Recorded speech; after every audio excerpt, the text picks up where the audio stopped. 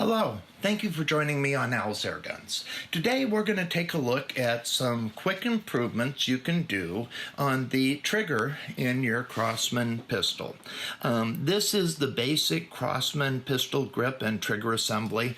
This particular one comes from a 2240 XL, but this same grip assembly and trigger are used throughout many models in the Crosman line, and we'll go ahead and give you a list of some of those. But we did a disassembly video the other day, and I did not break this all the way down. Reason I did not was I wanted to go ahead and do that in a separate video so we could also talk a little bit about how to improve the action, the trigger pull, on this particular series of Crosman pistols. Now, in order to do that, the first thing we're going to do is take it apart. We're using a 1/16 hex key here. You got 3 screws we'll need to remove. Go ahead and do that real quickly. Set those aside. As I'm doing that, obviously the spring we can see right here is going up against our sear and is what's determining the weight of our trigger pull and also causing our trigger to return to the front.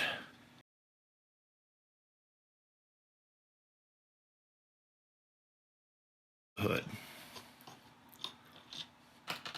Okay.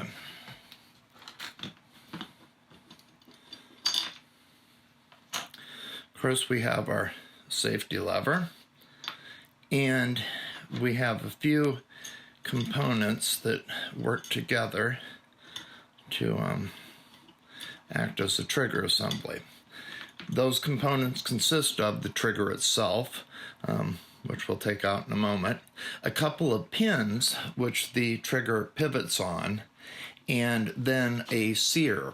The sear is what holds the hammer back when it's cocked and in position. The sear will right against there, pulling the trigger, lifts this bar, pushes that down, and releases the hammer or striker to fly forward. In updating this, it's interesting. The less expensive Crosman pistols do not have an adjustable trigger. And when many of these pistols are assembled, there's a bit of play between the trigger and the sides of this housing. And to make up for part of that, they typically install one of these washers, but the truth is it leaves a lot to be desired in terms of snugging up that fit. So that's one of the things we'll do while we're in here today. The other thing that affects it is this spring right here. Varying the weight of this spring, obviously, is going to have an effect on the weight of the trigger pull. So things we typically did back in the day to improve the performance of these pistols was to, for one thing, take a look at the sear itself. Many of these are actually, all of these parts are produced by a stamping, and sometimes there will be a ridge right along there. Now this one looks really good. I'm not seeing much of a ridge. At one time it was not uncommon to see them. And when that would happen, all that we would do is, with a stone, steel wool, something along those lines, go ahead and polish the surface to take that ridge away. So that's one thing that will help on a pistol that needs it. This one does not need it. Another thing that helps with them, back in the day you had to figure out a way to score a washer similar to that. And by using 2 of them, one on each side, you could really improve the feel of the trigger. What I do these days is just go down to Ace Hardware, and if you buy the number 6 nylon washers, they are the perfect size for that. They're self-lubricating, and they do a lot to improve that trigger pull. So when we reassemble this pistol and we're placing the pins, for that portion of it, we're going to go ahead and use these washers to make that pivot both more easily and more consistently in terms of the back and forth play. The other thing I have today, this is an old school trigger pull upgrade or trigger upgrade. This one came into my possession many years ago from the folks over at Mountain Air.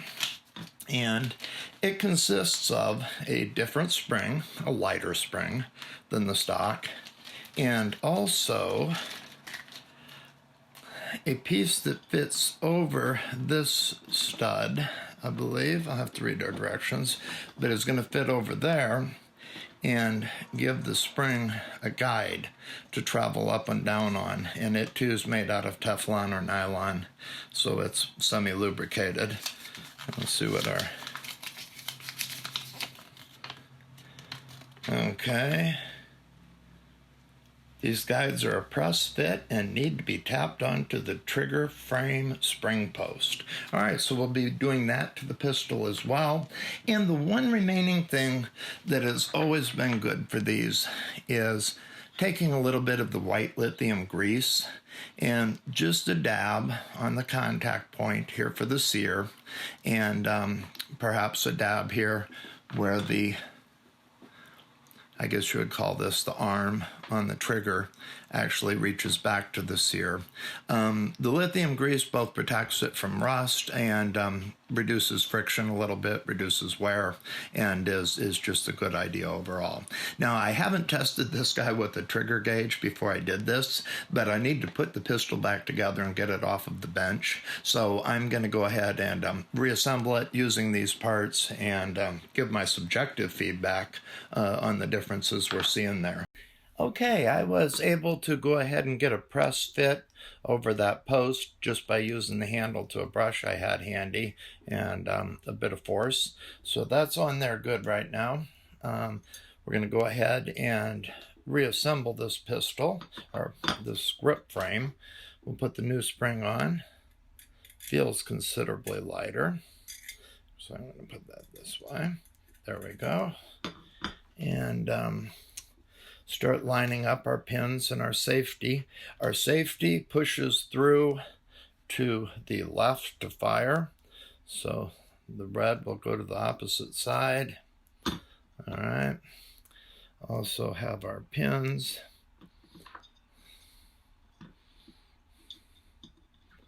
There. And there.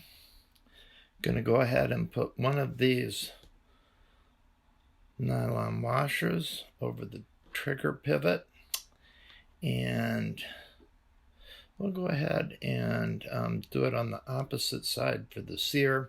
I've already rubbed a little bit of the lithium grease on the parts of this that contact, and just lightly on the sides here, so there is some light lubrication on it. That's going to go right about like that. This, oops, excuse me, should have left that safety out for a minute. We will, sorry. Try that again. All right, sear. I'm just going to push down that spring, and we will go ahead and slip the safety over its pivot. So now, or not the safety, but the trigger. And now we'll take the safety. Red goes, we're pushing it through to fire, so red goes on that side.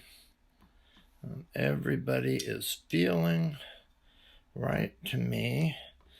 I'm gonna go ahead and let's use one of these right there, and go ahead and try and reassemble it. All right, looking good.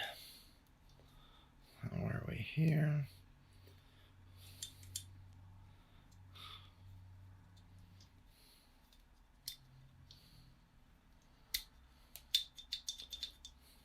So we're working properly. Let's go ahead and thread these screws in real quickly and see how we think we're doing.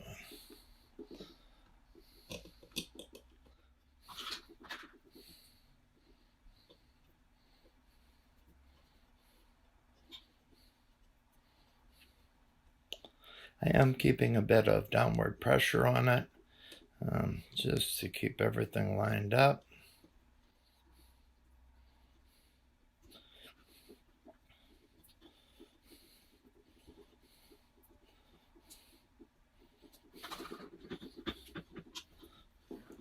One more there.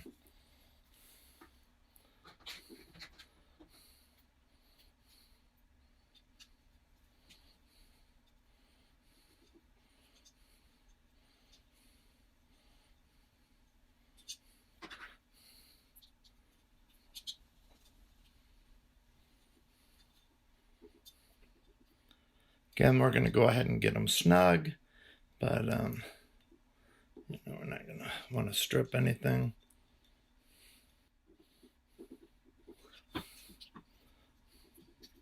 Oops. There we go. Okay, when I was reassembling this, I managed to get it slightly off and bind up the return of the sear. But I loosened this front screw that seemed to be the one causing it. It's now working well. Sear travels well. Trigger feels good. So we're going to go ahead and reassemble this.